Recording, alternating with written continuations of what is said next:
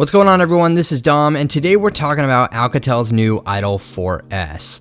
Now, last year, the Idol 3 was launched, and while it was great and all, the Idol 4S is a huge step up. Let me preface this review with the fact that this phone is only $349 unlocked and off contract. Now, that being said, I think you'll be pleasantly surprised by what's offered here. First off, the phone actually comes with a pretty premium VR headset as part of its packaging, which is super creative. So expect a very different unboxing experience here. I gotta say though, being a mid-range smartphone isn't quite what it used to be. As for specs, inside we have the Snapdragon 652 processor, 3GB of RAM, 32GB of internal storage with micro SD card expansion, and a non-removable 3000 mAh battery. Around the front side, you'll find a beautiful 5.5-inch QHD AMOLED display, which is very bright and looks absolutely stunning for a phone at this price point, and that's really the name of the game here. The design is also on point, but the button placement is a different story. Seriously, whoever thought that putting the lock button on the top left side of the device again this year should be fired.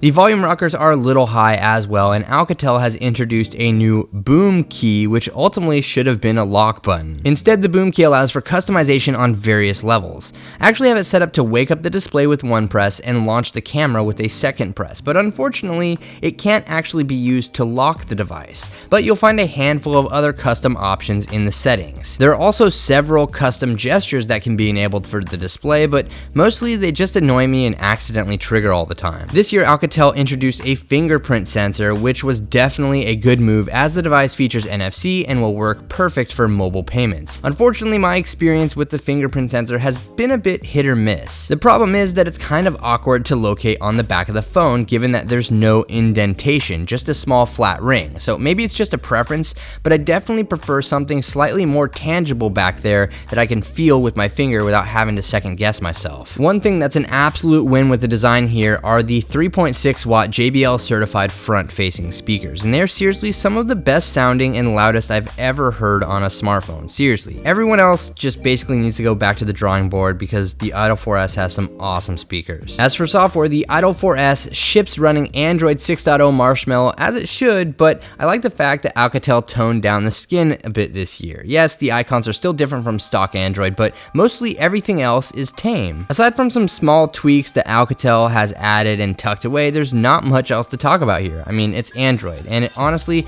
doesn't take much power these days to be a solid performer, but the Idol 4S has zero issues breathing through its software, games, and even playing around with the VR headset and its Quad HD display. Moving along to camera performance, this is typically where the price point of a phone is truly revealed, but hot damn, this phone's camera is incredibly impressive. It's a 16 megapixel sensor, and this camera is flagship caliber and can definitely compete with phones twice its price. I've seriously been blown away by the camera here.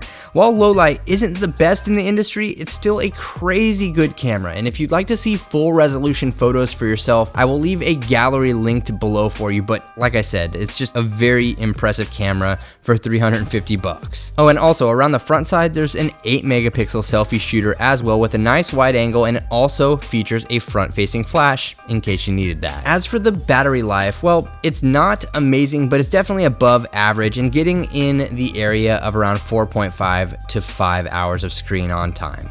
It's been pretty damn reliable though for me, and I've been using it on the T-Mobile network basically all over the place. Obviously some days will be less than others, but overall I think the battery life here on the Idol 4S is pretty solid. So here's the deal. I've seen numerous amounts of mid-range and budget smartphones come through the office, and this is probably the first that I'd consider buying over a $600 flagship. It's that good. Sure, there are some things that annoy me about it, but it packs an awesome display, above average battery life, a fantastic camera, and everything else you'd expect from a flagship, but with an unexpected price. Like I said, it's $349 unlocked and off contract.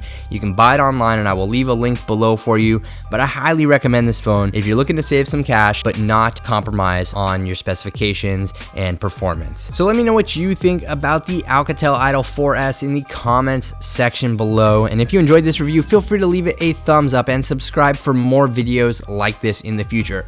Also, be sure to check out my Instagram, as a lot of the photos on there were taken with this phone, which I will leave linked below for you. But thank you very much for watching, everybody.